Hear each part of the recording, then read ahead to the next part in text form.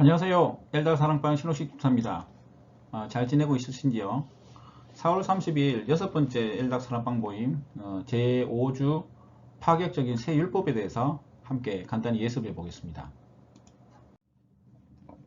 먼저 복습은 예수님은 제자들을 무엇에 비유하셨으며 그 의미는 이라고 되어 있습니다. 아마 세상의 소금과 빛으로 비유하셨고, 역시 소금은 세상을 보존하고 살맛 나는 세상으로 만들어라. 빛처럼 당당하게 어두운 세상을 비추며 살라는 그런 의미로 말씀하셨습니다.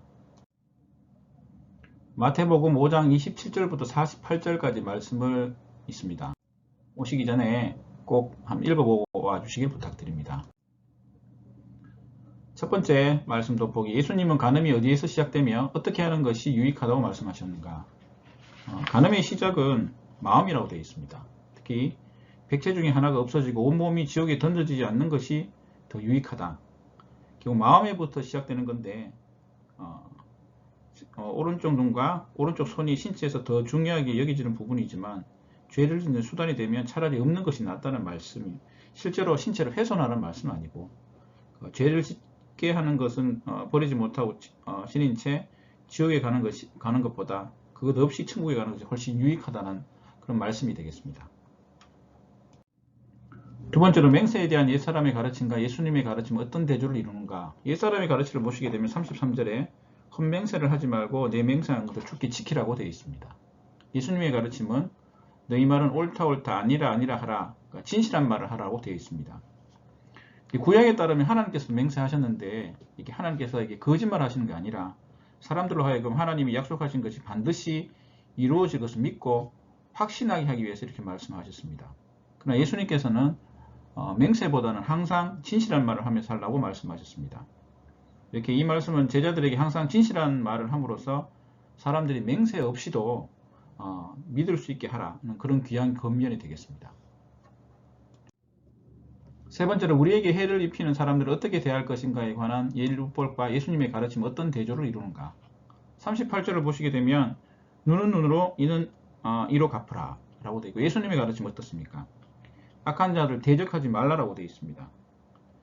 예전에 눈은 눈으로 이는 이로 갚으라는 이런 의미들은 피해자가 가해자에게 지나친 보복을 하거나 과중한 돈을 요구하는 걸 금하기 위해서 출애굽기에 만들어졌다고 되어 있습니다. 하지만 예수님은 아예 가해자에게 복수하거나 그다음에 보상을 요구하지 말고 심지어 악한 자에게 대적하지 말라라고 이렇게 말씀하셨습니다. 참 어려운 말씀입니다. 이런 것들이 악이 반복되는 것을 멈추게 하고 악인들이 하나님 나라의 진리로 돌아오게 하는 기회로 삼아야 한다, 이렇게 되어 있고, 믿음의 공동체에서는 모든 것을 아시고 공평하게 심판하시는 하나님께서 판결하시도록 맡기는 것이 중요하다는 귀한 말씀이 되겠습니다. 네 번째로 예수님은 원수와 박해하는 자들에게 어떻게 대응하라고 하셨는가? 그렇게 할 때 얻는 자격은 무엇인가?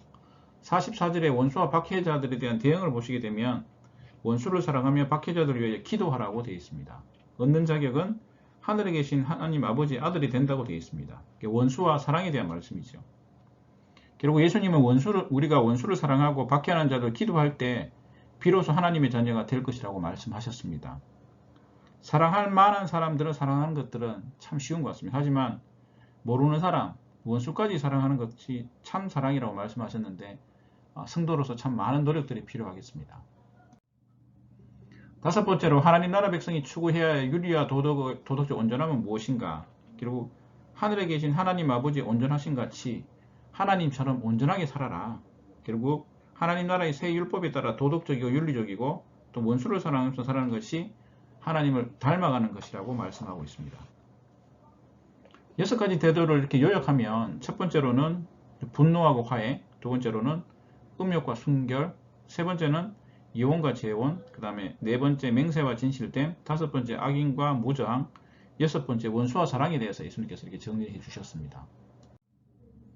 삶의 내비게이션 적용을 한번 보시겠습니다. 예수님은 하늘, 땅, 예루살렘 그리고 자신의 머리도 담보로 삼아 맹세하지 말라고 하시며 항상 진실한 말을 함으로써 맹세 없이도 믿을 수 있게 하라고 말씀하십니다.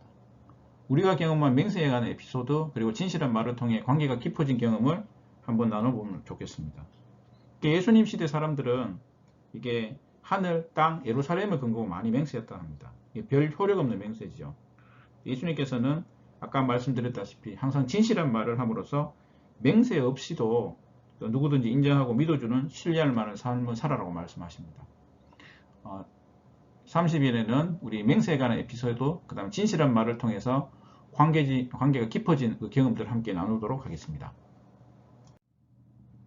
두 번째, 예수님은 우리에게 해를 입히고 악한 자를 대적하지 말고 심지어 원수를 사랑하고 박해자들을 위해 기도하라고 말씀하십니다. 우리가 눈에는 눈, 이에는 이로 갚지 말고 악을 악으로 갚지 않고 박해하는 자들을 위해 기도해야 될 일들 어떤 것이 있는가? 예수님께서는 이 기도하다 보면 용서하게 되고 측은한 마음까지 들 수 있다고 말씀하십니다. 이처럼 기도는 원수를 사랑하는 힘이 있기에 예수님은 그들을 위해서 기도하라고 우리에게 말씀해 주셨습니다. 잔인하고 혹독한 고통도 예수님을 망치질하는 원수를 위해서 주님의 기도를 멈추지 못했던 것을 기억해야 되겠습니다. 예수님께서 그렇게 사셨지요. 그래서 이런 기도해야 될 일들에 대해서 한번 나눠보도록 하겠습니다. 세 번째로는 예수님은 음욕을 품고 여자를 보는 자마다 마음이 이미 간음했다고 말씀하시며 오른쪽 눈과 오른쪽 손이라도 죄를 짓는 도구가 되면 과감하게 버리라고 권면하십니다. 우리의 삶에서 죄를 짓게 하는 위험 요소들과 습관을 무엇이 어떻게 대처하고 있는지 한번 보자고 하셨습니다. 결국은 예수님이 간음하지 말라고 하시면서 눈과 손을 예로 삼은 것은 가장 결정적인 역할을 하기 때문입니다. 눈은 소위 말하는 탐욕, 갖고 싶은 생각을 상징하고 손은 취하는 것, 실제로 실천하는 거죠. 예를 들어 돈이나 재산의 유혹을 많이 느끼는 사람들은 곁에 청렴하고 재정을 투명하게 관리하는 사람을 세우고 이런 것들, 그리고 음란물 시청을 즐기는 사람 같은 경우는 건전한 영화라든지 뮤지컬 등을 즐기는 더 좋은 습관들을 가질 수 있는 한 방법이 되겠습니다. 따라서 죄를 짓게 하는 요소들과 습관, 그리고 유혹을 막는 대안에 대해서 한번 얘기하는 시간을 가지도록 하겠습니다. 생활의 실천, 생활의 아로마, 눈과 마음으로 어떤 죄를 짓고 있는지 돌아보고 죄의 유혹을 이기는 더 좋은 대안이 어떤 것들이 있는지 삶 가운데 한번 실천하고, 과장된 말, 속으로 뻥이라 하죠. 거짓말로 위기를 모면하지 말고 항상 진실한 말을 할 수 있는 삶 가운데 실천할 수 있는 우리 모두가 되었으면 좋겠습니다.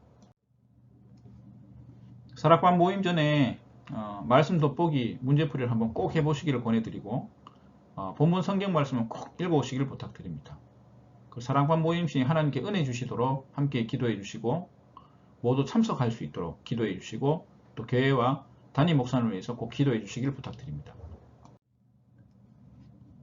또 새로운 한 주가 막 시작되고 있습니다. 2주 동안 각자의 처소에서 열심히 사시고 또 예수님과 동행하는 또 하루 되시길 기도합니다. 감사합니다.